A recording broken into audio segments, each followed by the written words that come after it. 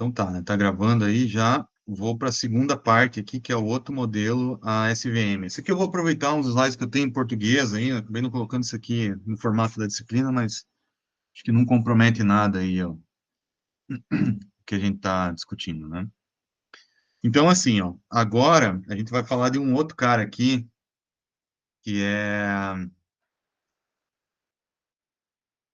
uma outra forma, né? Então, de novo, né? O que eu quero é encontrar uma reta, WTX mais W0 ou não, né? Não tem problema, esse cara aqui, eu não estou muito preocupado com ele, né? Mas é uma reta que separa uma classe da outra, só que agora eu vou impor uma coisa a mais, né? Que é aquilo que a gente já conversou algumas vezes, que se eu tiver que escolher entre as infinitas retas que são possíveis para resolver esse problema aqui, né? Eu quero escolher aquela que passa no meio, meio que no meio, entre uma classe e outra, né? Tipo assim, a distância igual entre o cara que está mais perto desse plano de separação de uma classe e da outra, né?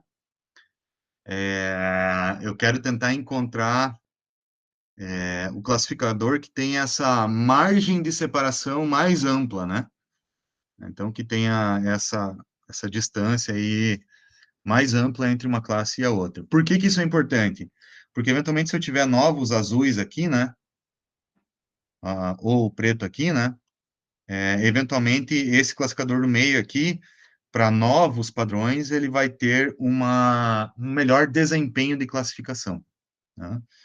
Ele vai chegar num resultado ali que é melhor do ponto de vista de conjunto de teste, né?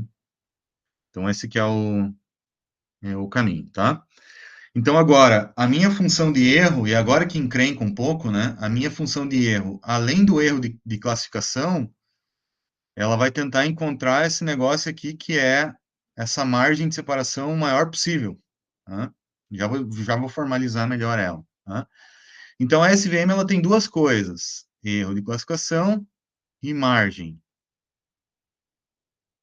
tá? Que eu já vou formalizar melhor essa margem aí, tá? Então, claro que ela vai ser diferente da Logistic Regression do ponto de vista de treinamento, tá? Então tá, então assim, vou tentar começar a formular esse negócio aqui, tá? Eu vou tentar dar e bem passo a passo, assim, gente, a SVM, ela é super complexa, né? SVM vem de Support Vector Machine, né? Ou em português aqui, máquina de vetor suporte, né? Ela usa, assim, quando chega na parte de otimização, assim, a encrenca é grande mesmo, assim, e um primeiro contato com ela, para quem nunca viu antes, pode ser bem, até meio frustrante, tá? Então, eu vou tentar dar passos pequenos aqui, nem que eu não consiga falar tudo sobre ela hoje, né?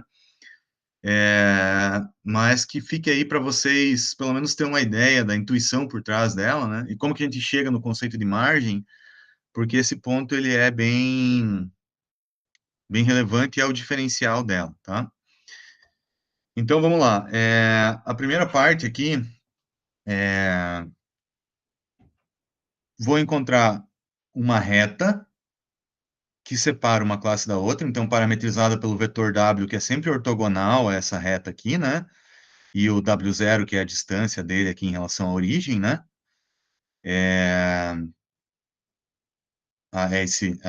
Esse plano da origem aqui, né? Que é o W0 ou B, depende da forma que é colocado, né? Então, vou tentar encontrar esses dois caras aqui para separar essa classe azul dessa classe, sei lá que cor que é essa aqui, marrom. Com essas features e tal, então eu estou separando em duas regiões, a região R1 e a região R2. Tá? Então, primeira coisa, os carinhas em azul, o Y ou o T, eu vou usar o T que se usa mais em SVM, tá? Então, poderia ser o Y aqui de N, né? Ou o T de N mais 1 para a classe azul, ou o Y ou o T de menos 1 para a classe roxa, marrom. Então, assim, diferente da Logistic Regression, que uma classe é 0 e outra 1, aqui é 1 mais 1 e menos 1. Tá? Isso aqui é importante porque depois impacta lá no equacionamento, tá? Aí uma outra coisa que eu vou fazer é o seguinte, ó, a distância de um ponto ao plano, tá? Um ponto que está do lado azul, por exemplo, né, ou do lado marrom, Essa distância, eu vou usar a distância geral aí, né, que se usa para calcular distância de um ponto ao plano, que é a distância desse ponto xn a esse plano w aqui, né, de separação, ela é o wt vezes aquele x, né, então x de n é esse cara aqui, ó, né, mais o p, o w0 ali, eu divido isso pela norma de w e tô multiplicando aqui pelo t de n para dizer que os caras que estão de um lado valem mais 1 e o outro menos 1, tá? Só para já ir acertando em que lado que ele está desse plano. Se você não lembra de onde vem essa equação aqui, depois procura lá a distância de um ponto ao plano, lá da geometria analítica, tá? Só estou usando essa fórmula aqui, distância de um ponto ao plano. Tá? E aí, se esse produto aqui, ó, se esse t vezes esse cara aqui for positivo, significa que ele foi corretamente classificado. O que significa isso? Por exemplo, se ele era mais 1 e o resultado desse negócio aqui deu positivo, sei lá, mais 100, esse produto aqui dá positivo, tá certo. Tá? Se ele era menos 1 e esse cara aqui deu menos 8, esse produto aqui dá positivo, também tá certo. Tá? Então, sempre que esse produto aqui for positivo, ele está certo, sempre que for negativo, ele está errado. Isso vai ser importante para chegar lá no erro, né? A gente precisa medir o erro. Tá? Beleza, então fechei isso aqui. Agora, o que eu vou fazer? Ó? Além do erro de classificação, eu também quero a margem. Tá? Então, o que é a margem? Vou tentar definir a margem aqui para vocês, para talvez ficar um pouco mais claro. Tá? Então, do ponto de vista formal, a margem é dada por essa distância aqui, né? Entre o ponto mais perto que eu tenho dos meus dados ao plano de separação. Então, vamos supor que o meu plano de separação é esse pontilhado aqui, ó, primeiro. Tá? A distância, né, sempre lembrando que o meu plano vai passar pelo meio da distância, né, entre um ponto de uma classe e outra. Tá? Então, para essa primeira solução aqui, ó, essa direção 1, que separa uma classe da outra, ó, ela separa o azul da preta, né? Só que para esse cara aqui, a distância que eu tenho do cara mais perto ao plano é esse Z1 aqui, ó. E, consequentemente, vai ser o mesmo Z1 para esse cara aqui, ó. Tá? Então, a margem que vai dar tem esse tamanho aqui, ó. Tá? Então, ela separa uma classe da outra, mas a margem tem esse tamanho. Se eu for olhar outra solução, que é a solução que a gente quer chegar, ó, o cara mais perto do plano de separação é esses azuis que estão aqui, né? Pode ser mais do que um, inclusive, né? Tá aqui e tal. E a margem vai ser esse tamanho todo que está aqui, ó. Que é uma margem maior do que essa que está aqui. Então, o que eu quero? Eu quero encontrar a reta que separa uma classe da outra e que tem esse tamanho aqui, ó, o maior possível. Tá? Justamente para eu ter essa flexibilidade aí de ter mais espaço entre uma classe e outra e poder classificar corretamente exemplos futuros. Tá? Então, olhando só do ponto de vista da margem, o que eu quero é o seguinte, ó. Eu quero encontrar qual é o W, tá? Que vai maximizar a margem. Então, olha só, esse max aqui, ó, é da margem. Então, isso aqui é a margem.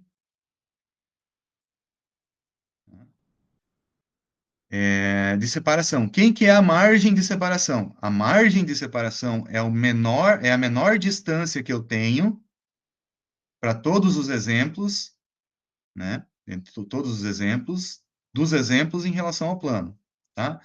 A norma de W poderia estar aqui dentro, né? Que lembrem, ó, só vou voltar aqui. A distância de um ponto ao plano é isso aqui, né? Dividido pela norma de W. Eu só tirei a norma de W fora aqui porque ela não é a mesma para todos, então, né, fica mais fácil de tratar matematicamente. Tá? Então, eu quero maximizar a margem, né, margem, de novo, para todos os exemplos de treinamento. Então, qual que é a menor distância? Então, olha só, vamos tentar entender essa parte de dentro aqui, ó. Então, a menor distância é o seguinte, eu vou pegar o plano candidato aqui, é esse cara aqui. Qual que é a menor distância? É esse cara aqui. Veja que esse é menor do que esse, por exemplo, né? Então, a menor distância, tanto para uma classe quanto para outra, é essa daqui. Então, para todos os exemplos, eu encontro qual é a menor distância, vai ser esse cara aqui, beleza? E aí, esse aqui de todas as possíveis margens, é a máxima? Não, não é, porque tem esse outro aqui que é a margem máxima.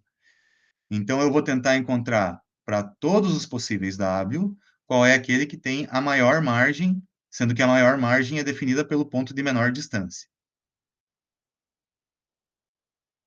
Beleza? Isso aí, dá para entender? Por enquanto eu estou falando só da margem, tá? Nem falei de erro de classificação ainda. Só me tira uma dúvida, é o ponto? Isso é para cada ponto, né? Não é para. Para cada ponto. Então, assim, ó. Então, vamos supor que eu achei um W que é candidato, tá? Eu vou para todos os pontos ver qual que é o menor. Ah, beleza, esse é o menor que eu podia. Tá, esse é a margem máxima? Não, não é. Então, eu vou tentar outro. Pensando do ponto de vista do algoritmo, não é assim, tá? Mas só para ficar mais fácil de entender. Então ele vai pegar, olhar todos os pontos, vai ver qual que está mais próximo da margem e ele Isso, vai depois tentar maximizar a margem para esse ponto que está mais próximo dela. isso aí. Aham. Tá, tá. Então, é como se eu estivesse rotacionando a reta ali e falando assim, tá, nesse instante, qual que é a margem dela? Ah, é essa daqui. Ela é a maior de todas? Não, ainda tem outras que são maiores. Então, eu estou rotacionando e tentando encontrar aquela que tem a maior margem de todos. Tá? Por meio desse problema de otimização aí. Professor, na fórmula, o TN ele só multiplica o Z ou ele também vai multiplicar o bias? Acho que tem um parênteses que não tá fechado. Ah, tá, sim. Aham. Esse, na verdade, esse parênteses aqui não existe, né? Obrigado. Ah, tá, beleza.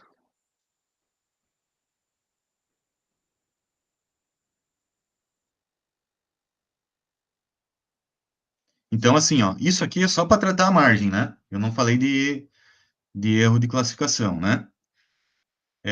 Apesar de eu já ter falado para vocês que se esse produto for positivo é um acerto, se ele for negativo é um erro, né? Mas isso aqui é a definição da margem. Beleza, então eu vou dar um próximo passo. O próximo passo é o seguinte, ó. Então, se esse cara aqui for, se esse produto aqui for maior que zero, né? O que que acontece? Eu acerto a classificação, mas não garanto a margem, né? Tipo assim, simplesmente eu garantir que esse produto aqui seja maior que zero, que é o acerto de classificação, eu acerto, mas não garanto a margem, tá?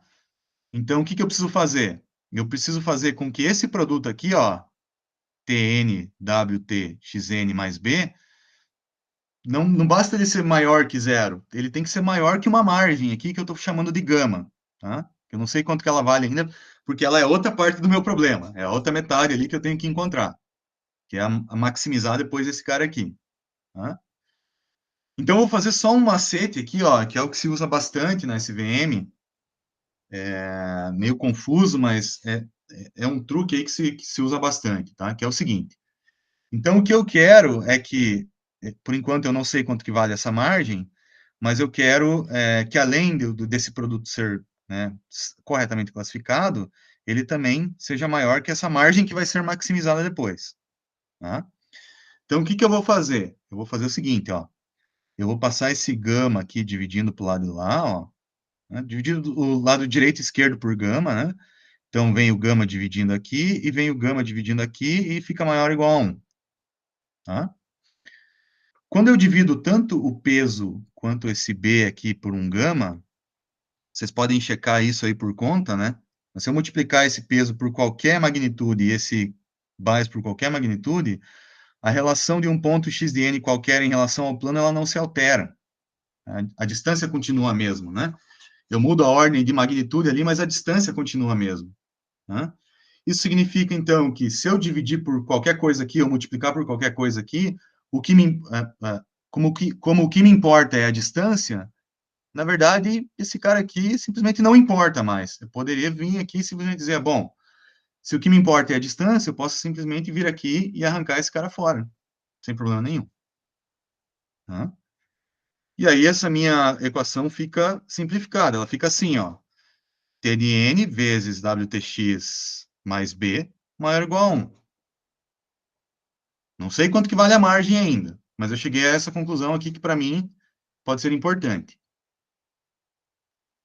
Né? Depois, né, se vocês né, se isso aqui está muito raso, né, não se convenceram, Podem fazer na mão aí uma continha aí, vocês, né, rapidamente vocês verificam que isso vale. Tá? Beleza? Tá, mas por que que eu dei essa volta aí? Então, tava falando que eu queria que tivesse corretamente classificado, mas isso não bastava, eu precisava ser maior que uma margem, não sei quanto ela vale, eu coloquei gama, dividi para lá e falei, bom, se eu dividir isso aqui também não faz diferença nenhuma, então eu cheguei nessa conclusão que T de N, WTX de mais P maior ou igual a 1. Beleza, tá. E o que que isso, né, ajuda a gente aí? Então, eu vou voltar para o nosso problema de otimização lá, ó. Para maximizar a margem, eu quero, então, um arg max, 1 sobre W, do mínimo para todos os n de t vezes wtx, está errado minha equação, mais b, né? Para todos os n exemplos de treinamento que eu tenho. Bom, eu acabei de falar para vocês o seguinte, ó, fazendo essa maracutaia aqui, eu cheguei à conclusão que t de n wtx mais b vai ser sempre maior ou igual a 1. Né? Cheguei nessa conclusão aqui.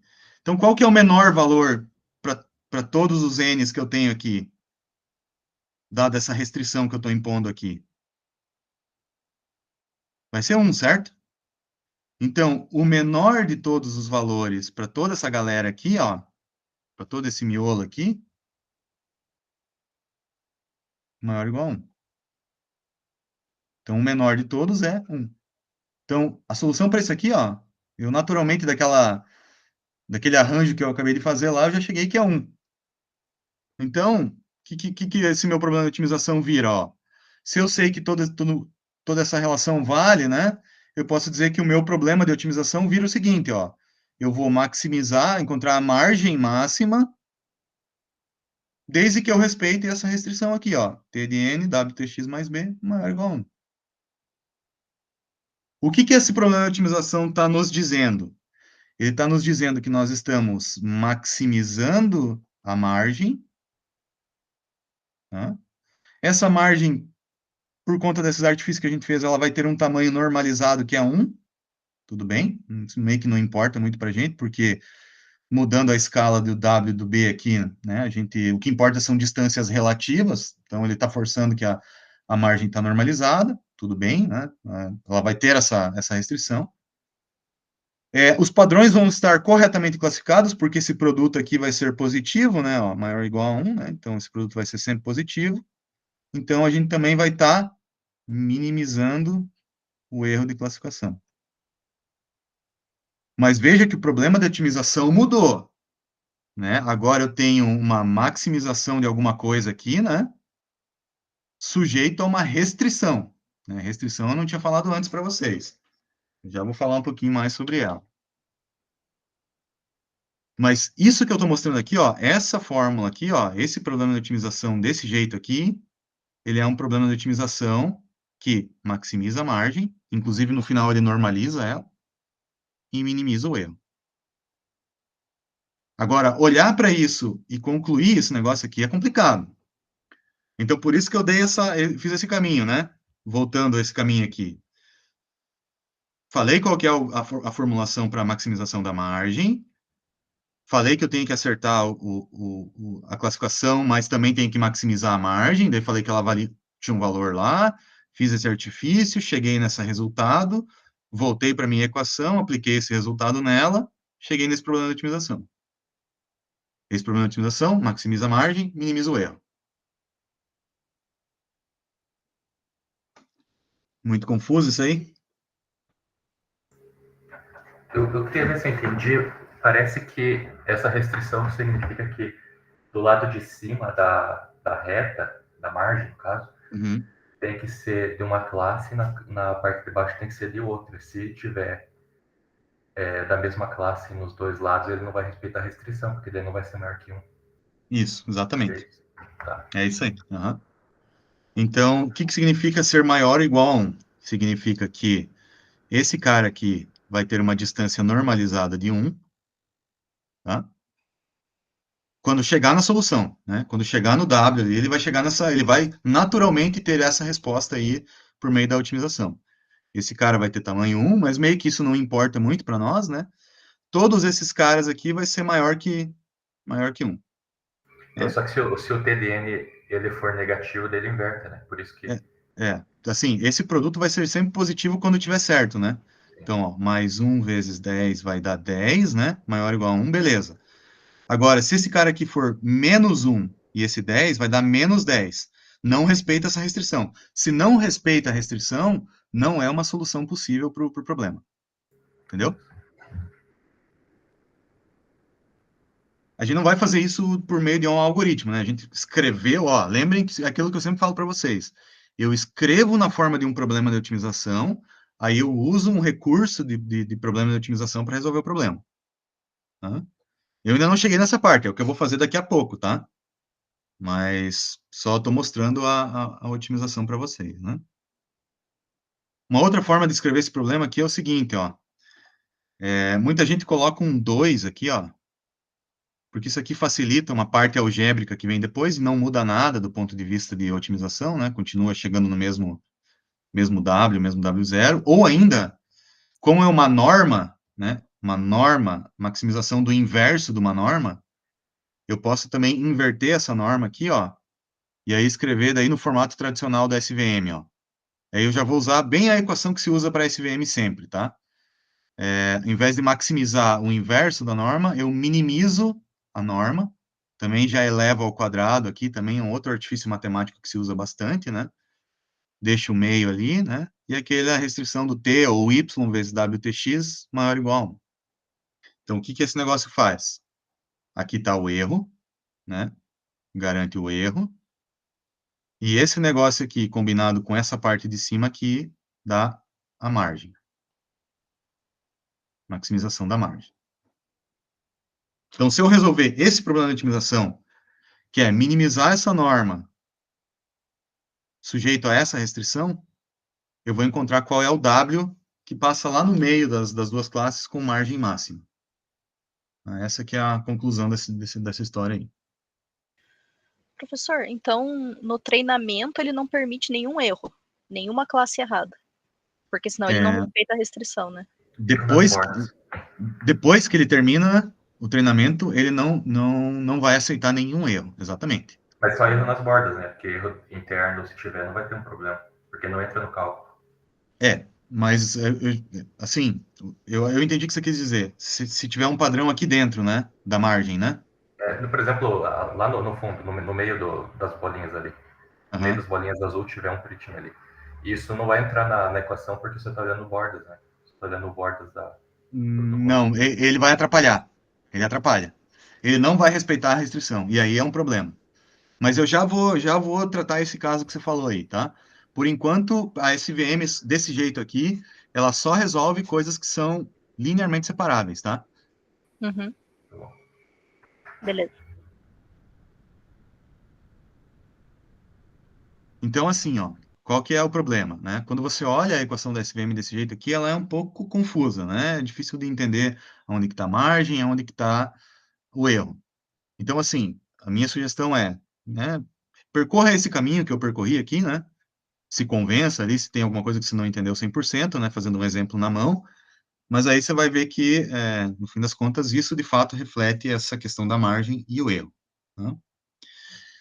Agora vem um problema que é o seguinte, eu preciso achar um jeito de resolver esse problema de otimização. Descida em gradiente não dá. Então, a descida em gradiente que a gente falou semana passada, ela não resolve esse tipo de problema aqui. Por que ela não resolve? Porque eu tenho uma restrição.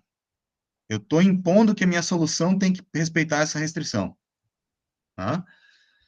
Então, eu preciso achar um método de otimização, tá? Tem que utilizar um método aqui de otimização, para que quando eu aplique esse método, eu respeite essa restrição. A descida em gradiente não dá. Então, a descida em gradiente não resolve a SVM. Eu preciso de um outro método de otimização para isso, tá? Que é um método de otimização com restrições. Então, é isso que eu vou tentar explicar para vocês aqui rapidinho, assim, porque também isso aqui é uma história gigantesca que eu vou tentar resumir, né, em poucos slides aqui, tá? Então, o que é um problema de otimização com restrições? É um problema de otimização que eu tenho que minimizar ou maximizar uma função, mas eu estou sujeito a restrições de igualdade ou desigualdade, que é o nosso caso aqui, ou ambas. Então, eu estou sujeito, eu tenho que encontrar uma solução que respeite essas restrições aqui. E aí a minha região viável de solução vai ser uma região que respeita o mínimo, mas que também respeita as restrições. Vamos tentar ver isso numericamente, o que significa. Vamos supor que eu tenho essa função, x1, x2 aqui, né? Então, tem que encontrar o mínimo dessa função, mas eu tenho uma restrição que é x1 mais x2 igual a 5. O mínimo dessa função tem que passar por essa restrição. Se eu não respeitar isso aqui, eu não encontrei a solução para esse problema de otimização com restrições. Assim, normalmente, quando a gente vai resolver um problema de otimização desse, com essa cara aqui, a gente coloca ele na forma padrão. O que é a forma padrão? Colocar aqui a função e deixar sempre a restrição de igualdade ou desigualdade igual a zero ou menor ou igual a zero. Então, botei na forma padrão. O que é botar na forma padrão? Passei lá, né, o x1 e x2 para o lado direito, lá ficou 5 menos x1 menos x2 igual a zero. Deixei na forma padrão aqui. Se eu fosse olhar esse cara aqui, ó, vou plotar as curvas de nível dessa função. Essa é uma função quadrática, né? Iria lá aquele formato convexo e tal, né? Plotando as curvas de nível dela aqui, né? Então, para diferentes valores e tal, né? Se eu fosse olhar só para ela, o mínimo global dela estaria em 0 e 0 aqui, ó. Essa é a solução dessa função, não levando em conta a restrição, né? Então, aqui é o mínimo da função. Beleza. Agora, eu tenho uma restrição que é uma reta, ó. É uma reta, que é uma equação de reta, né? 5 menos x1 menos x2, que é essa reta que está passando aqui, né? Na verdade, vai ser um plano, né? Cortando ali a minha função. E a minha solução de minimização tem que ser o mínimo para essa função, mas que passe dentro dessa reta aqui. Dentro dessa reta aqui, todo mundo, 5 menos x1 menos x2 é igual a zero. Então, todos os pontos aqui respeitam a restrição. Então, agora, o que eu tenho que fazer? Eu tenho que encontrar o mínimo desse troço aqui, respeitando essa restrição. Então, respeitar essa restrição significa que a solução tem que estar na reta. Qual é o menor de todos os valores que está aqui dentro dessa reta? Estou falando para vocês aqui, né? Daqui a pouco eu vou mostrar como que a gente chega nessa solução. É o mínimo x1 igual a 4, x2 igual a 1. Então, essa é a solução que não é o mínimo da função, mas que é o menor valor que respeita essa restrição. Ficou claro aí qual que é a mudança do ponto de vista de otimização quando eu tenho restrição? Você vai restringir o domínio Domínio. Domínio, aham. Entendi.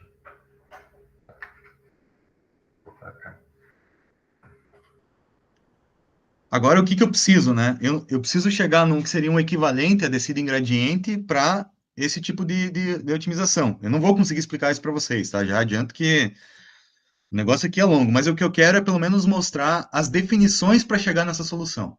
Tá? Então, qual que é o lance dessas definições aqui? Então, a primeira coisa que eu vou mostrar para vocês é o seguinte, ó. Isso aqui é bem legal se vocês conseguirem entender, porque dá origem a muita coisa, para quem for estudar otimização depois, bem relevante, né? Então, assim, ó, o que eu vou fazer, ó? Eu vou calcular o gradiente da função, então, o gradiente dessa função aqui. Tá? Lembre que o gradiente é sempre um vetor ortogonal à curva de nível, né? Então, nesse ponto aqui ele é ortogonal, nesse outro ponto aqui ele é ortogonal, e nesse outro ponto aqui da função ele é ortogonal. Sempre ortogonal, tá? E o gradiente desse cara aqui, ó, o gradiente dessa função de restrição, né? Ou seja, se eu pegar delta de ômega em relação a x aqui, né? 1, por exemplo, né? Eu vou encontrar menos 1, derivada parcial, né? E a mesma coisa, derivada parcial de ômega em relação a x2 também é menos 1. Ou seja, se eu plotar isso aqui num espaço, né?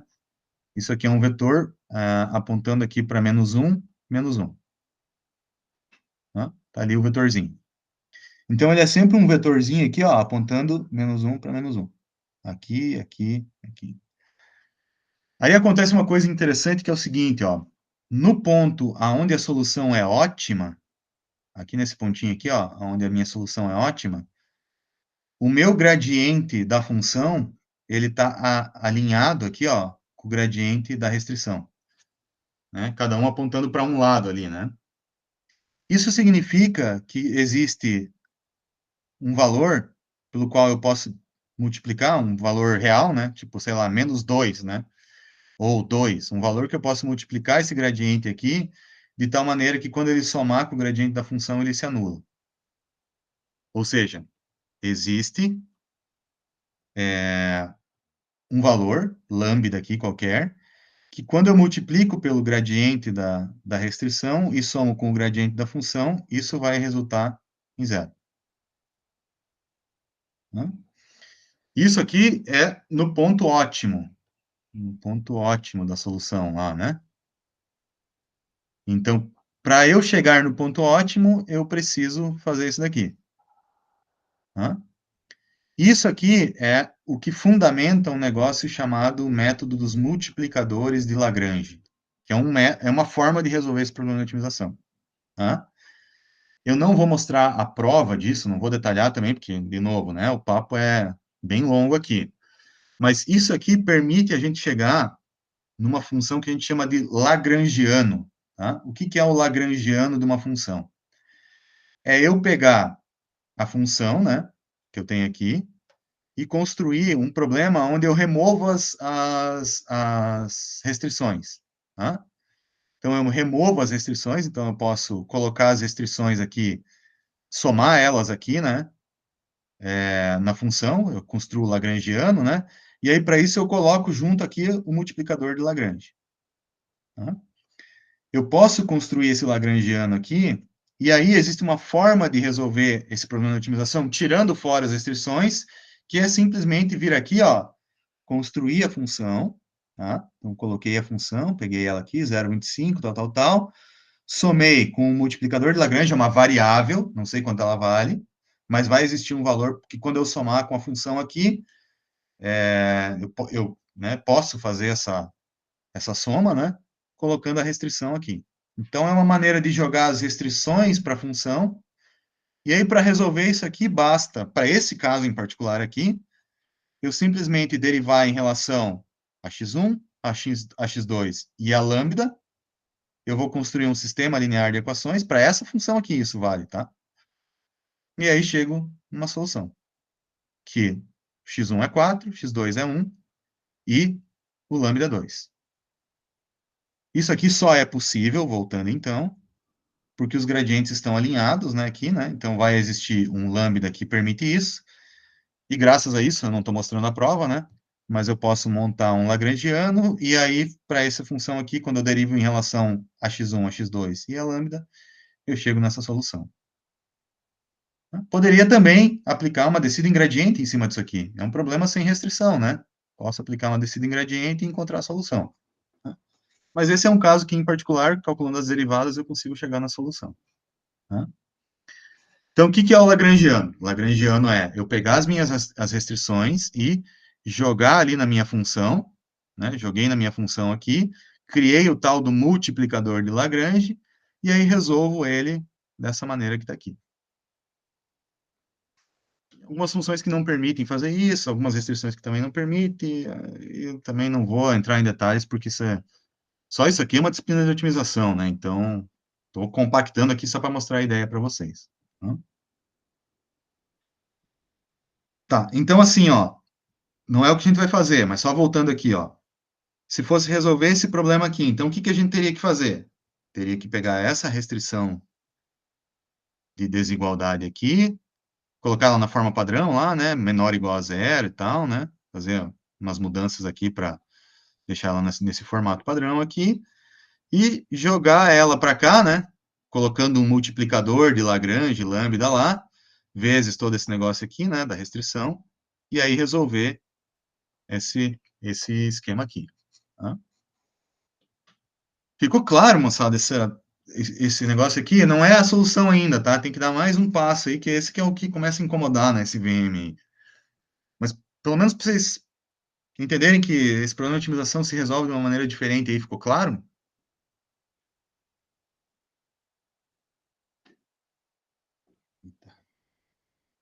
Estão me acompanhando aí?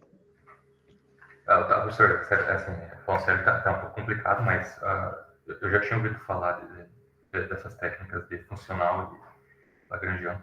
Basicamente, o que ele faz, ele recorta uma região do espaço, né, e faz a busca da descida do gradiente naquela regiãozinha cortada, né? Exatamente, Acho que a ideia é essa, mas matematicamente tá um pouco complicado acompanhar. Não é simples, né? A SVM talvez seja um dos modelos mais complexos que tem aí para... Eu ia perguntar isso, né? Na verdade, quando você está derivando e igualando a zero, ele está fazendo achando o mínimo, né? Uhum. Exatamente, mas é um mínimo que agora leva em consideração também o multiplicador de Lagrange, né? Uhum. Ou seja, ele é um mínimo que está falando o seguinte, ó, beleza, você vai achar um x1 e um x2, que levam o mínimo desse funcional aqui, né? Mas para você chegar nesse mínimo, você precisa de um multiplicador de Lagrange lambda igual a 2, porque quando esse lambda for igual a 2, o que vai acontecer é que esses caras aqui vão estar alinhados, né? Então, isso significa que você está respeitando a restrição e encontrando o mínimo da função. Entendi.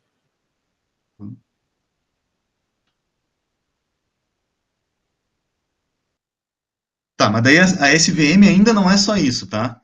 Então, ainda tem mais um outro troço que a gente tem que fazer, que é o tal do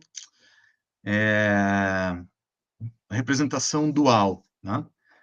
A SVM ainda, a gente faz mais um passo, que é um passo meio chatinho aqui, que é o passo em direção aí a uma outra representação mais simples ainda para resolver esse problema de otimização. Vou tentar também mostrar isso por meio de um exemplo, mas também essa representação dual aqui tem um monte de provas e coisas aqui que eu estou pulando, tá? Então, assim, vamos imaginar que a gente tem esse problema de otimização aqui, tá? Então, eu tenho esse problema aqui, minimizar essa função, e agora eu tenho duas restrições, tá? Então, eu tenho restrição maior ou igual a 4, maior ou igual a 1. Colocando na forma padrão, menor ou igual a 0, vai ficar essa restrição aqui e essa restrição aqui, tá? Eu poderia construir o lagrangiano dessa função, então, né, eu teria um multiplicador de Lagrange para essa restrição e um outro multiplicador de Lagrange para essa outra restrição aqui. Tá? Então, deixa eu dar esse passo aqui. Ó. Então, eu vou montar o lagrangiano da função, e aí vai ficar x1 ao quadrado mais x2, mais multiplicador de Lagrange alfa 1, primeira restrição, mais multiplicador de Lagrange, segunda restrição. Tá? Agora, ao invés de eu fazer a derivada em relação a todas as x1, x2, alfa 1 e alfa 2, eu vou fazer o que a gente usa aqui, que é a representação dual, a representação de Wolff. O que essa representação faz?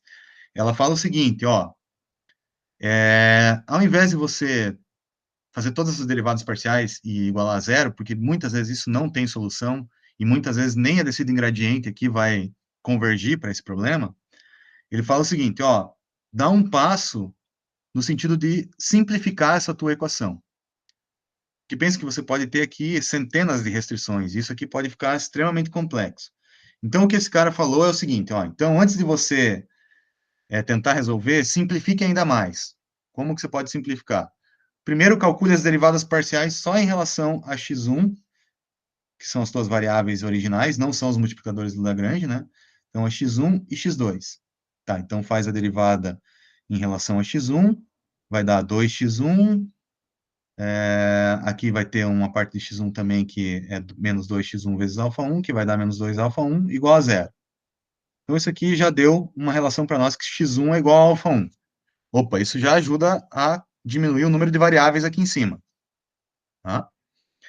Aí você faz uma outra derivada, que é em relação a x2. Fazendo a derivada em relação a x2, a tua outra variável, o resultado vai ficar 1 menos alfa 1 menos alfa 2, né? Ó, derivada de x2 aqui dá 1, menos alfa 1, menos alfa 2 lá, né? Tudo isso aqui igual a zero. Então, eu sei que 1 menos alfa 1 menos alfa 2 é igual a zero. Por enquanto, eu faço só essas derivadas parciais. E aí, eu vou voltar para o lagrangiano. Eu vou voltar para o lagrangiano levando em conta essas duas coisas aqui. x1 é igual a alfa 1 e 1 menos alfa 2 igual a zero. Então, tem aqui meu lagrangiano. Então, se eu sei que x1 é igual a alfa 1, então, substituindo aqui, vai ficar alfa 1 ao quadrado, tal. Reduzi uma variável, simplifiquei um pouquinho meu problema. compactando um pouquinho mais ainda, ó, rearranjando esses termos, vai ficar menos alfa 1 ao quadrado, só, né, fazendo uma álgebra aqui, deixei a equação com alfa 1, alfa 2 e x2. Mas eu sei também que 1 menos alfa 1 menos alfa 2 é igual a zero. Então, aqui, ó, 1 menos alfa 1 menos alfa 2 igual a zero. Beleza, então, essa parte fica zero. Meu lagrangiano fica só isso daqui. Aí, o que o Wolff lá propôs, né, a representação dual, é o seguinte: minimizar esse problema aqui, ó, resolver esse problema aqui, é equivalente agora, fazendo todos esses artifícios aqui, a maximizar esse cara aqui, em relação a alfa. Então, é maximizar esse cara em relação a alfa. Os multiplicadores de Lagrange são sempre maior ou igual a zero, e eu tenho que levar em conta essa restrição aqui, que eu determinei, né? Que esse 1 menos alfa 1 menos alfa 2 tem que ser nulo. Tá? Assim, parece que eu dei uma volta enorme para chegar num problema de otimização que é meio igual ao primeiro, né? Mas aqui para esse problema aqui, de fato, não tem muito ganho, né? Mas quando o teu número de restrições explode, o número de variáveis explode, em geral a gente chega num problema aqui de otimização com restrições muito mais simples e mais fáceis de resolver. E aí também dá para usar aí, novamente, um lagrangiano e tal, aplicar outras metodologias para resolver, tá? Eu não vou discutir as formas de resolver esse negócio aqui. Isso aqui normalmente se usa o que se chama de otimização quadrática, tá? É como se fosse um descida em gradiente para esse tipo de problema aqui, tá? Então, aqui, essa história aqui é um pouquinho mais complicada, então eu não vou detalhar ela, tá? O que eu vou fazer é o seguinte, eu vou aplicar essa mesma metodologia para resolver a SVM, porque daí lá no resultado dela tem uma coisa que é importante, tá? Então, vamos voltar para a SVM. Então, o que eu tenho que fazer para resolver a SVM por meio dessa metodologia? Primeiro passo, eu tenho a minha restrição, vou montar o primeiro lagrangiano. Então, tá, então montei o lagrangiano aqui, ó, a norma de W está aqui, ó, né? Só escrevi por meio de um produto interno e tal, multiplicador de Lagrange, restrição. Aí o dual de Wolff lá fala o seguinte, faça a derivada só em relação às tuas variáveis, que é o W. Beleza, então, vou derivar isso aqui em relação a W, e igualar a zero. Derivar em relação a W0, igualar a zero. Se eu fizer isso aqui, né, isso aqui também fica como exercício para vocês aí. É encrenca esse negócio aqui, meio chato de calcular essas derivadas, tá? Mas eu chego que o W vale isso aqui, e que, a partir dessa derivada, eu chego nessa relação que está aqui. Tá? Estou tentando resolver a SVM, tentando achar o W. Achei um W aqui, mas ele depende do lambda. Lambda é uma variável também, então ainda não resolvi o problema. Então, o que eu vou fazer? Segundo o Wolff, ele fala o seguinte, tá, pegue o que você encontrou aqui e aplique de novo lá em cima. Então, se a gente fizer isso, ó, assim, pegar esse W, pegar esse somatório aqui, jogar tudo isso lá e trabalhar nessa álgebra, isso também fica como exercício para vocês aí, é chato fazer esse negócio aí, demora, né, esses somatórios aqui começa, né, ficar um troço meio confuso, né, mas se você fizer isso, né, e compactar a tua notação, você pode fazer a representação dual, que aí é resolver por meio dos multiplicadores de Lagrange esse problema de otimização que está aqui, sujeito a essas restrições aqui. Esse problema aqui, resolvendo ele, eu calculo o lambda, daí calculando o lambda eu posso determinar o W, né? Mas esse problema aqui, ele é mais simples e mais fácil de resolver do que esse primeiro problema aqui. Esse aqui, se for aplicar métodos convencionais, fica super lento, demorado e tal, mas aí, fazendo esse artifício aqui, ele fica mais simples, mais rápido, usando programação quadrática. Aí tem que fazer uma disciplina de otimização para entender esse negócio aqui. Né? Professor, pode falar. Dos materiais de suporte, qual dos livros que tem esse desenvolvimento algébrico para a gente poder checar passo a passo, porque acho que fica meio boiando assim, olhando só. Cara, para você checar isso aqui, acho que você não vai encontrar em nenhum livro, não. Isso aqui você vai ter que fazer por conta mesmo. Então, derivar esse negócio aqui, igualar a zero, né? Pegar esse negócio aqui, derivar igual a zero, tentar fazer na mão aí. Não sei se você vai achar isso aí fácil em algum livro. Normalmente a galera pula mesmo, sabe? Mas, cara, ó, não é difícil fazer isso. Desde que você tenha um pouquinho de fluência em cálculo vetorial, matricial, a derivada disso aqui em relação a W é W mesmo. Tá? A derivada desse negócio aqui, ó, em relação a W, você vai pegar só esse termo aqui, ó. Lambda I, YI, WTX vezes XI, porque o resto não depende de W, tá? Derivando todo esse negócio aqui em relação a W, o que sobra é lambda, YI, XI. Ó. Quase que dá para fazer no olho esse troço aqui, ó. Só que você precisa um pouco de fluência em derivadas parciais com vetores ou matrizes. Aonde que tem essas coisas aqui? Naquela minha aula de cálculo, naquele vídeo da aula de cálculo, e depois naquele vídeo de otimização eu abro um pouquinho mais esse negócio aqui, tá? Se quiser assistir o vídeo de otimização lá, daí eu entro mais em detalhes. Mas assim, né, tem que ter um pouco de fluência nesse assunto aí, tá? É meio chato, mas não é difícil, sabe? Se você quiser tentar fazer e me mandar ali, de repente posso tentar dar uma olhada, tentar te dar uma luz. Eu devo ter também isso aí resolvido em algum lugar por aí. Posso tentar tirar uma foto e mandar no grupo para vocês ali.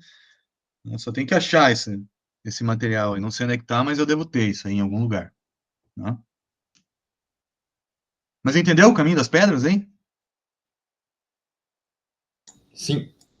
Só que daí é o seguinte, se você olhar para isso e falar assim, putz, mas eu não tenho fluência em derivadas de matrizes e vetores. Pois é. Aí tem que ter para poder calcular isso aí, entendeu? É aí que mora todo o drama de estudar machine learning, porque a árvore de coisas que você precisa saber para entender de fato começa a explodir, né?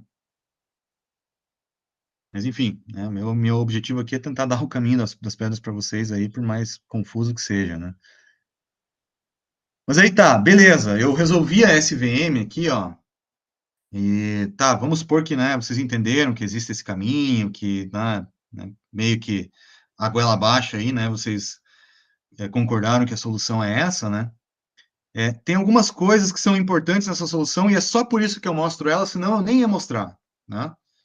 Primeira coisa importante é que na solução da SVM entra somente os vetores aqui, ó, como produto interno dos vetores de features, ó. O vetor de feature entra como produto interno aqui. E por que isso é importante? Porque depois, quando a gente for falar da versão kernel da SVM, que é a aula da semana que vem, a gente simplesmente vai vir falar aqui, ó, lembra que lá na SVM as coisas entram só como produto interno? A gente vai poder substituir esse negócio aqui por um kernel e ter uma solução muito mais flexível. Tá? Então, esse troço aqui já é um ponto importante. E por que isso existe? Ou por que isso é permitido? É possível, né? É porque a SVM entra como um produto interno aqui no equacionamento. Tá? Se não fosse esse troço aqui, o kernel não ia rolar usar. Tá? E você só entende isso aqui quando você abre a solução e chega nesse ponto aqui. Ó, né? Outra coisa importante, os multiplicadores de Lagrange são sempre maiores ou iguais a zero. Tá? Isso significa o seguinte, ó, eu já volto para cá. Cada carinha desse aqui do nosso dataset lá vai ter um multiplicador de Lagrange associado a ele. Tá? Os únicos caras que têm o multiplicador de Lagrange que é diferente de zero são esses caras que estão aqui exatamente na margem de separação. Todos esses outros aqui, ó, que estão para cá ou para lá, o multiplicador de Lagrange é nulo. Então, os vetores, olha só o que eu vou falar. Os vetores que dão suporte à construção da margem são os caras que têm o multiplicador de Lagrange diferente de zero e são chamados de vetor suporte.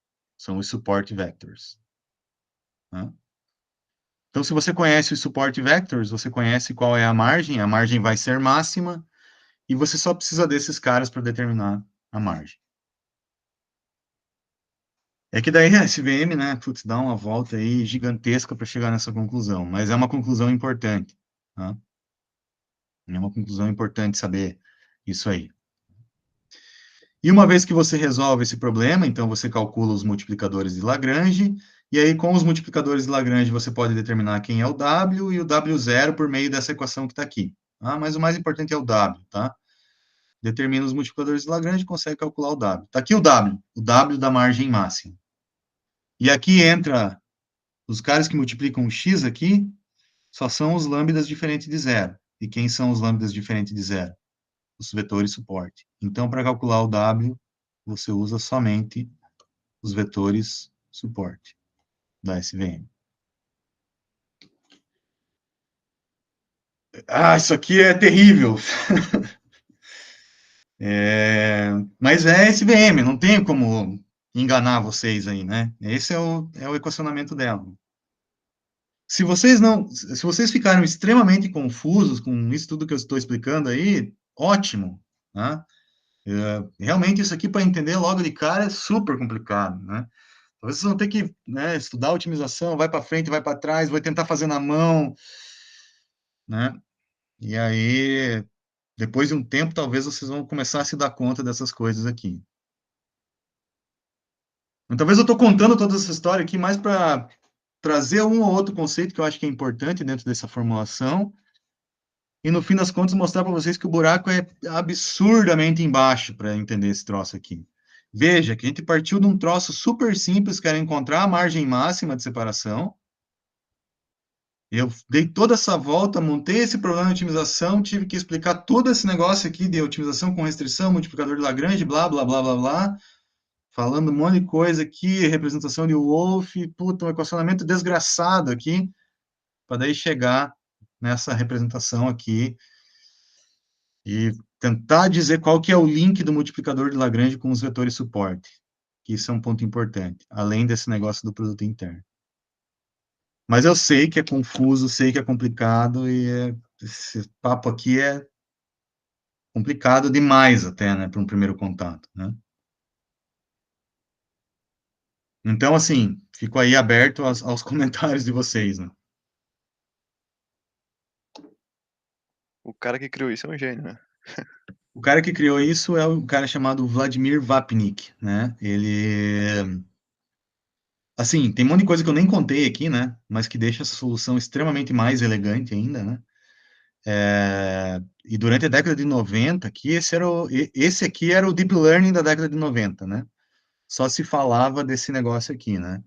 Hoje esse cara, o Vapnik, ele é um consultor, ele já é bem senhorzinho, assim, né? Mas ele é um consultor, ele trabalha para a Meta, né? Trabalhou para o Google já, né?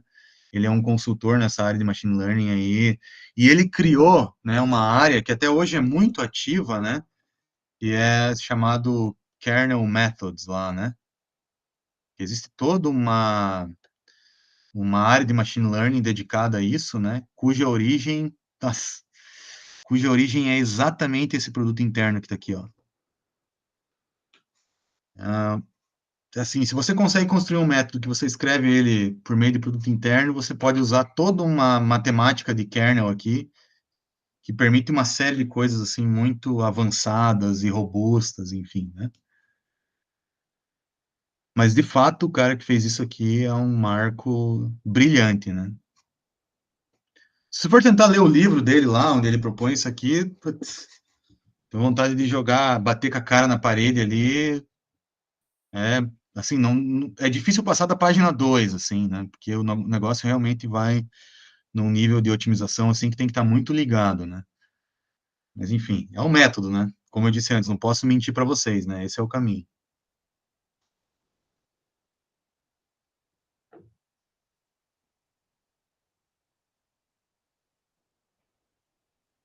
Beleza, moçada? Eu sei que talvez seja meio frustrante, mas tá aí a SVM, talvez você nunca mais vai querer usar ela na vida, só de raiva de tudo isso aí que eu falei, mas espero não ter traumatizado ou causado uma má impressão para vocês aí, tá? Mas o Scikit-learn dá uma boa força para usar ela, né? Porra! Na verdade, ele, tipo assim, ele cortou tudo isso aqui para você numa linha de código onde você só passa o X e o Y, né? Como qualquer outro método, né? Mas lá no miolo dele, o que está implementado? Está implementado isso daqui. Esse negócio está implementado lá, né? Isso é uma pergunta que eu vou fazer, professor. Você falou bastante sobre a questão de ser usuário e de ser alguém que vai criar e tal. Mas esse tipo de cálculo, assim, essa parada pesada mesmo, ela não vai ser algo que vai ser comum na pessoa que vai usar apenas ali para operar código, né? Isso é mais para quem vai decidir criar, talvez, algo novo. Do ponto de vista científico, né, de criação e tal, do cara que vai ser o cara que vai propor novos métodos de machine learning. Realmente, é isso aí, tá? Assim, eu acho legal entender, né, se você é curioso na área e tal, e fazer essas contas na mão e tal. Posso mandar lá minhas fotos disso aí, em algum momento da vida eu já fiz isso, né? Mas, de fato, né, se você for um usuário e tal, né? Mas o que é legal, assim, ó, por exemplo, você saber que os vetores suporte da SVM são os caras que têm o multiplicador não nulo, de repente, quando você está mexendo no código lá, e você quer ver assim, tá, mas deixa eu tentar entender quem são os vetores que estão dando suporte a essa decisão. Você saber disso é uma coisa relevante, sabe? Entender que existe essa definição, eu acho que é uma coisa relevante. Outra coisa, né, eu tenho andado acompanhando aí, né, acompanhando bastante gente que tem trabalhado nessa área aí, né, na iniciativa privada, inclusive, né, e tem um caso curioso disso aí, né, que eu tive um ex-aluno que ele foi fazer um processo seletivo no Itaú, né, para uma vaga de machine learning específica, né, essa vaga, requisito mínimo era ter mestrado na área e desejável doutorado, né, porque o Itaú estava buscando pessoas que tivessem lá, né, know-how para propor soluções novas, né, de fato, né, para os problemas deles lá.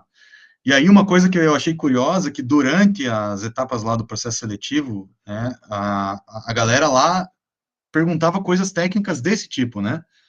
Por exemplo, o que é um vetor suporte da Support Vector Machine? Uma vaga na iniciativa privada, falando do Itaú, um banco. Acho que não tem nada mais iniciativa privada do que um banco privado, né? Então, pense assim, se o Itaú, né, está preocupado com um cara que entenda disso para trabalhar com as coisas que eles têm lá de machine learning, né? Não sei, eu sinto que às vezes você ir um pouco a fundo, né, se você quiser trabalhar com essa área aí, pode ser que seja uma coisa que venha a abrir portas, né? Então, o que o futuro reserva sobre isso aí, eu não sei, né? Professor, é uma dúvida, esse problema que você estava trazendo agora é daquela margem rígida ou já tem aquele negócio da margem suave que é... Margem rígida, suave eu vou falar daqui a pouco. Ah, beleza, então é pior ainda. É pior ainda. Cara, é bem pior, infelizmente é bem pior. Vou tentar simplificar aí para não, né, sei que você já deve estar com a cabeça meio cheia, mas, enfim. Mas esse é só para linearmente separáveis, tá? Entendi, beleza. Mas deu para entender, sim, professor. Beleza, gente. Então, assim, ó, deixa eu dar um passo, então, falar sobre esse caso aqui do não linearmente separável. E esse aqui eu vou tentar passar, assim, meio, né, bem rasteiro, porque a confusão aqui ainda é maior, né? Então, o lance é o seguinte, a SVM, do jeito que eu falei antes, ela não é muito boa, né? Porque, enfim, ela não resolve padrões não linearmente separáveis, né? Mas, assim, a gente ainda poderia querer usar ela, né? Num caso não linearmente separável, tá? Então, o que seria esse caso? Onde, né, eu não consigo achar uma reta que separe uma classe da outra, mas ainda assim eu queria usar uma reta, e ainda assim eu queria ter algum tipo de margem aqui, ó, onde os caras mais escassos ficam dentro da margem, poucos pontos dentro da margem, né? Mas a maior parte dos caras aqui fora da margem, tá? E aí, esse caso da SVM aqui, a gente vai ter 3 cenários. Cenário dos caras que estão fora da margem classificados corretamente, ó, para cá e para lá. Tem os caras dentro da margem, mas que estão corretamente classificados. Então, esses caras aqui, eles vão ter uma restrição um pouco diferente, ó. Eles vão ter o y vezes o WTX mais W0 entre 0 e 1, porque lembre que a margem é normalizada, né? Vai ter o valor unitário, né? Então, esses caras vão estar dentro da margem, mas vão estar certos, né? E a gente vai ter caras classificados erroneamente, né? Que vão estar dentro da margem e classificados incorretamente, ou seja, cuja restrição aqui vai falhar, né? O produto vai ser menor que 0. Aí, como que faz para resolver esse cara aqui, né? Para colocar esse tipo de coisa aqui dentro da SVM anteriormente que eu apresentei para vocês. Aí aqui a galera usa a intuição está em cima dessa modificação aqui, ó, colocar essa nova parcela na SVM. Tá? Essa parcela diz o seguinte, eu vou pegar o valor máximo entre 0 e essa contarada aqui, ó. Tá? Essa contarada aqui diz o seguinte, ó, quando esse produto aqui for positivo, né, vai estar certo, né, então vamos supor, era mais 1 aqui e aqui deu mais 10. Então o produto deu 10, eu vou fazer 1 menos 10, que vai dar menos 9, vai dar menos 9, máximo entre 0 e menos 9 dá 0. Beleza, quando esse cara aqui está certo, essa parcela aqui nem aparece. Agora, quando esse negócio dá errado, vamos supor aqui, ó, menos 1 vezes mais 10 vai dar menos 10. 1 menos menos 10 vai dar 11. Máximo entre 11 e 0 é 11.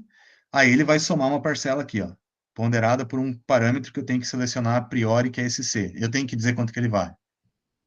Então é o seguinte, ó, quando eu coloco essa parcela aqui, ó, eu permito que alguns erros de classificação ocorram, mas eu penalizo, né? Eu estou somando, né, alguma coisa aqui que está penalizando a minha minimização.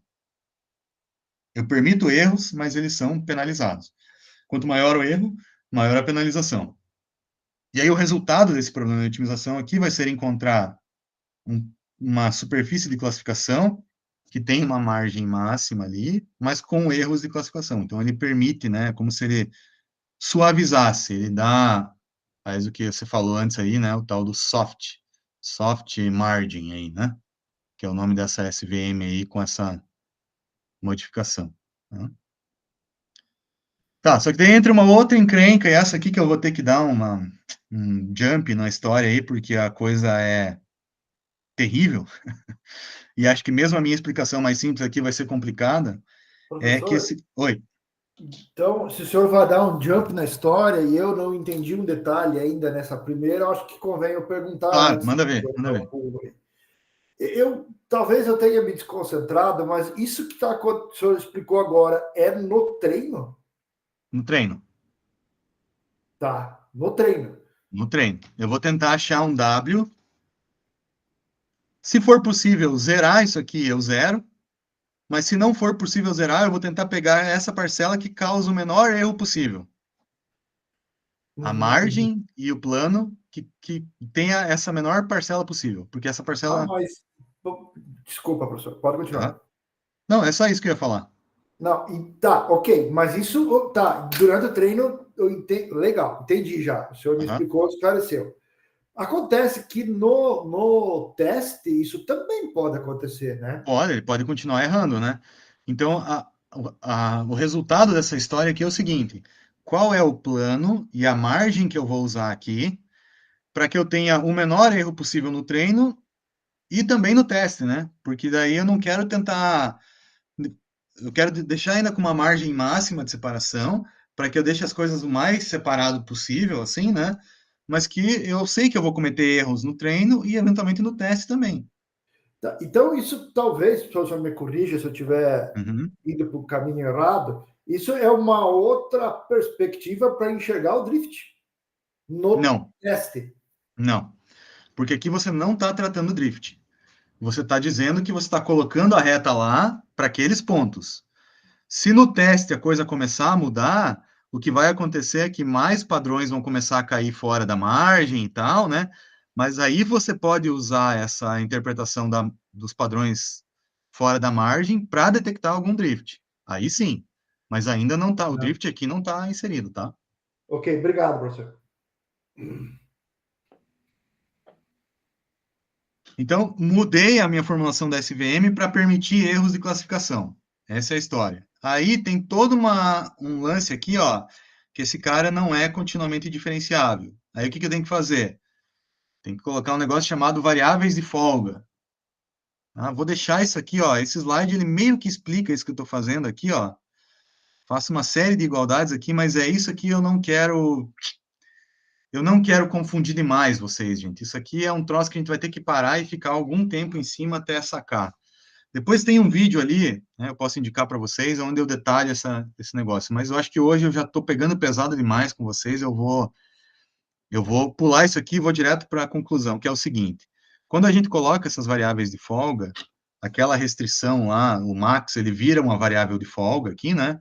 E aí essa variável de folga acaba mudando um pouco as restrições aqui da SVM, tá? Então, eu coloco a possibilidade de ter um erro, e aí essa variável de folga aparece aqui para dar uma flexibilidade nesses erros, tá? É só isso que eu vou falar. Não vou falar mais do que isso, porque senão vai ficar terrível hoje aí para vocês, tá? Então, a formulação da SVM com essa possibilidade de ter erros de classificação tem essa cara aqui. Aqui que é essa variável de folga. Você pode voltar aqui e olhar que ela significa exatamente a mesma coisa que esse cara aqui, só representada de um outro jeito matemático ali, que é continuamente diferenciado. Passei a régua nesse papo aí, tá? Vou poupar vocês desse problema hoje aí. Tá? Pois tem, esse material tá tudo ali, né? Eu posso indicar para vocês onde é que tá essa explicação. Estou adiantando ela aqui para a gente poder concluir, tá? Beleza, então tem essa relação aqui, ó. Só um detalhe antes de eu fechar. O que é esse C, ó? Esse C. Esse C, ele diz para nós o quanto que eu permito ou o quanto que eu me preocupo com os erros de classificação, tá? Então, o que ele significa? Se esse C tiver um valor muito alto, ele diz o seguinte, ó, eu vou penalizar muito os meus erros de classificação, ou seja, eu não quero que eles ocorram. Então, eu não vou ter erros de classificação, veja essa solução aqui, ó.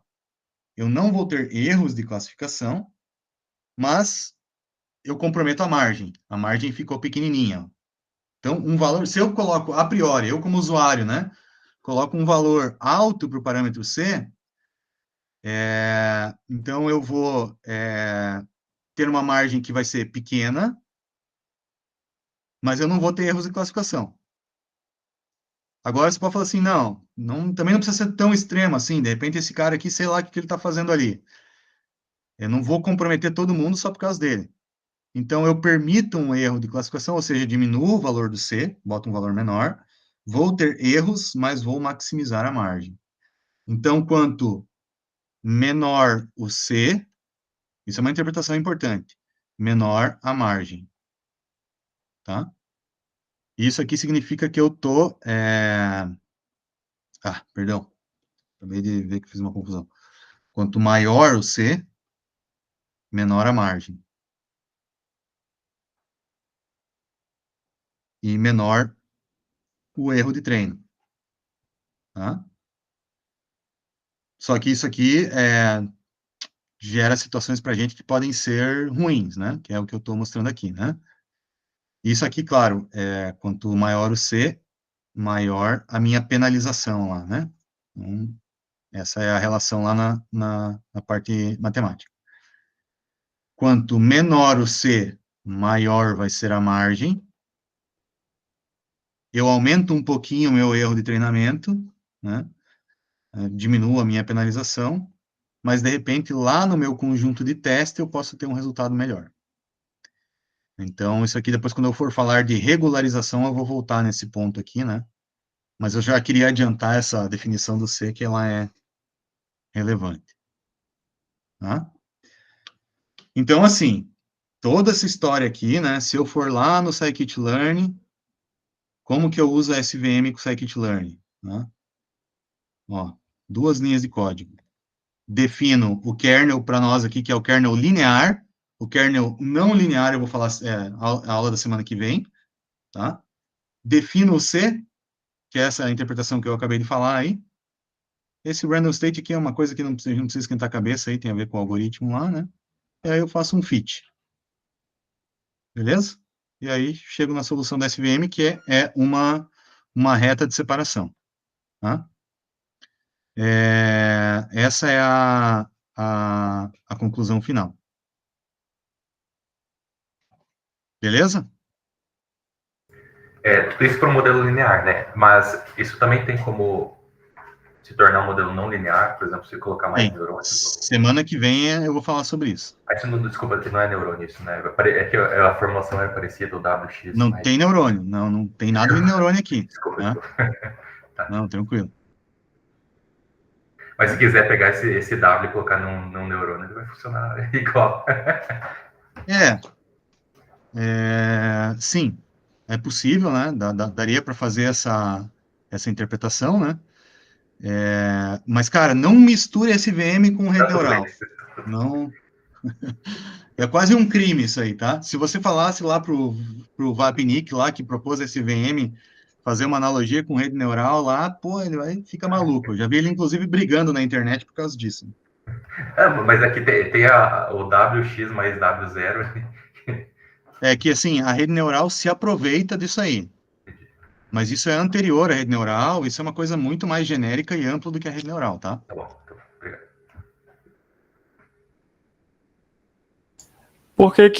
Por que uma margem maior resultaria em resultados melhores? De teste? Isso. Por conta desse exemplinho que eu estou colocando aqui, ó. Vamos supor que você usou esse cara aqui, ó, para fazer a separação, tá? Eventualmente, os mais poderiam começar a cair aqui, ó. Tem mais aqui desse lado aqui, ó. Concorda comigo? Que eventualmente pode ser um erro de classificação. Então, a margem maior, ela dá essa flexibilidade maior aí.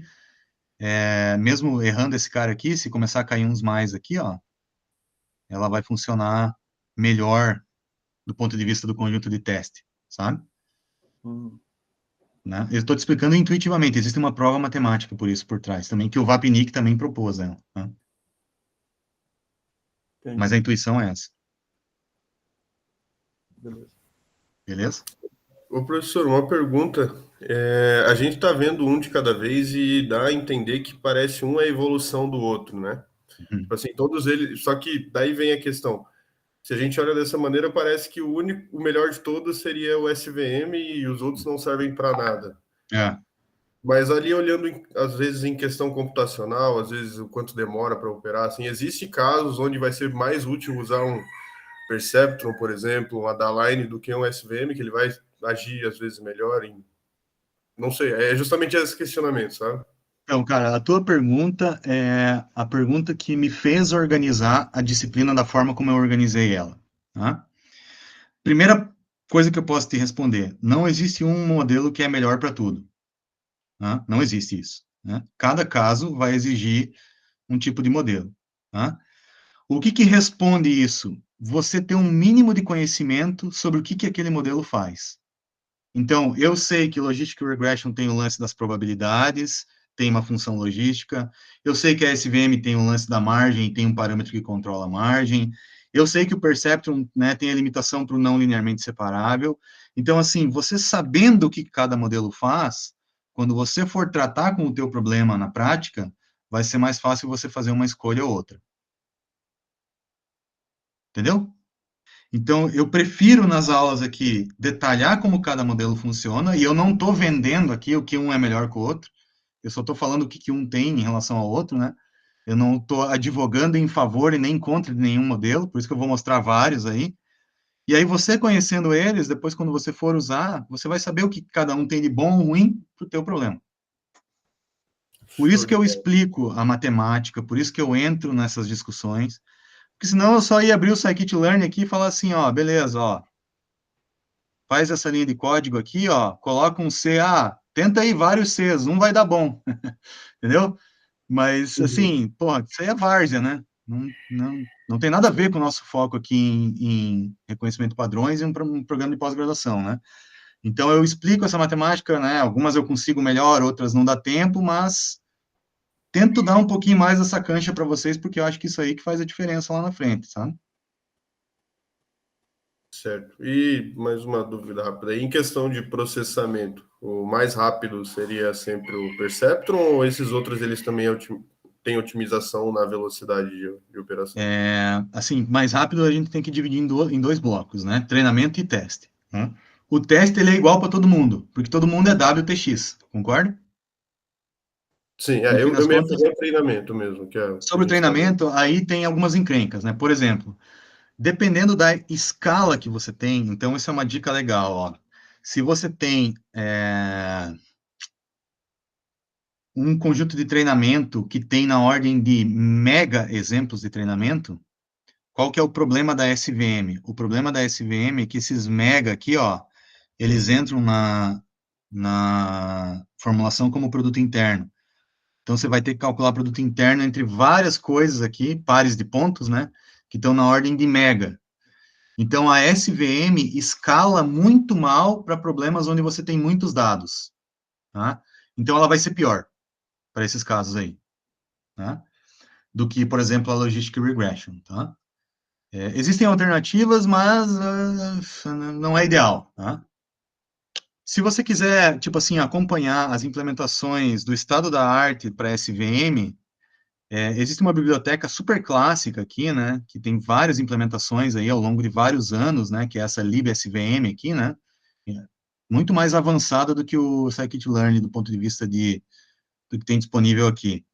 Aí ela vai ter coisas assim, tipo, se você está lidando com dados, né, com uma escala muito grande, tem uma implementação, sei lá, acelerado com GPU e CUDA para SVM, tá? Aí, às vezes, isso aqui pode ajudar a resolver. Tem outras implementações aqui em outras linguagens que ajudam a dar uma acelerada e tal, ó. Uma outra implementação em Java para treinamento mais rápido e tal. Então, né, os caras aqui são bem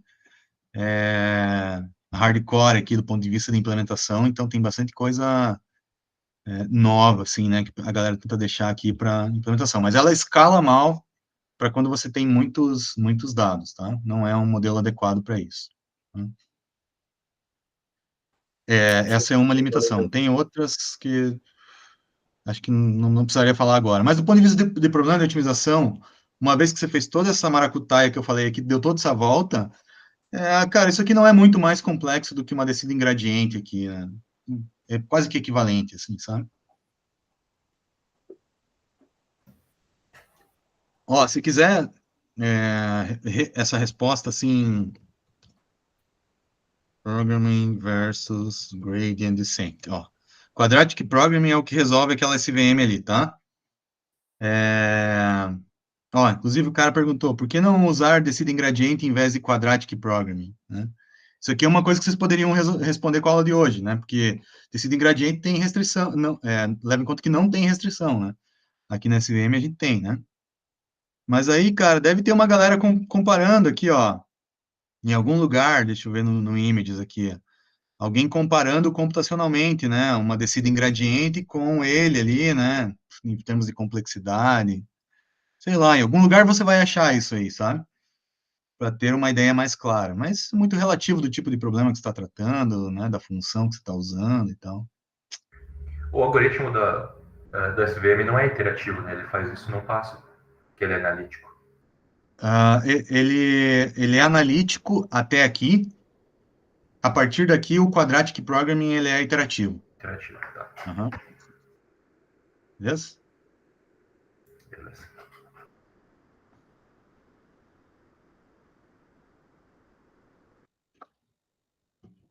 Aí você pode ver assim, beleza, como é que eu resolvo um Quadratic Program em Python? Quadratic Program em Python. Aí você vai ver lá que tem uma pacote de funções de otimização super clássicos aqui, que é o CVXPY, né? Que ele resolve problemas de otimização quadrática, tipo esse aqui, ó. Né? Então, você pode escrever lá SVM nesse formato aqui. Mas, putz, eu quero ver como que eu codificaria a SVM usando esse cara aqui, ó. Eu vou falar para vocês o que eu faria, ó. Então, beleza. Exemplo.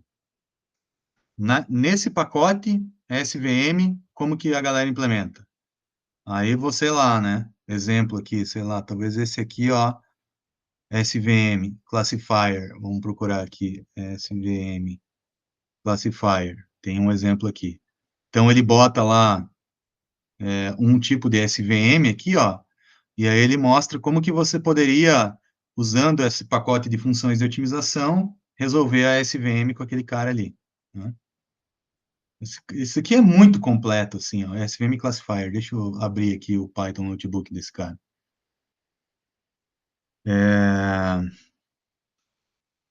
É que a SVM está um pouquinho diferente aqui, não é a mesma que a gente teria que procurar uma outra. Mas, enfim, só estou mostrando, assim, o que eu faria, né, se eu estivesse no lugar de vocês e quisesse usar, tipo, ó, hard margin, CVX. O cara ali, curioso, foi implementar a SVM dele com o quadprog ali, ó. Aí ele construiu aqui, ó, o problema de otimização passo a passo até resolver ele e tal, como que ele formulou e como que ele chegou na SVM, ó. Pô, isso aqui é super legal. Vou mandar no chat para vocês ali. Quero fazer a minha SVM passo a passo aí. Tá aí, ó. Tem um cara que fez também, você pode entender como que você constrói ela lá no problema de otimização. Então, enfim, né? Acho que você já também deu para entender que, assim, é impossível assistir essa matéria aqui e achar que vai sair entendendo tudo 100%, né? Pelo menos o caminho das pedras aqui eu estou tentando mostrar para vocês qual que seria, assim, né? E é a forma como eu faço, né? Não quer dizer que ela é a certa, né? Sei lá.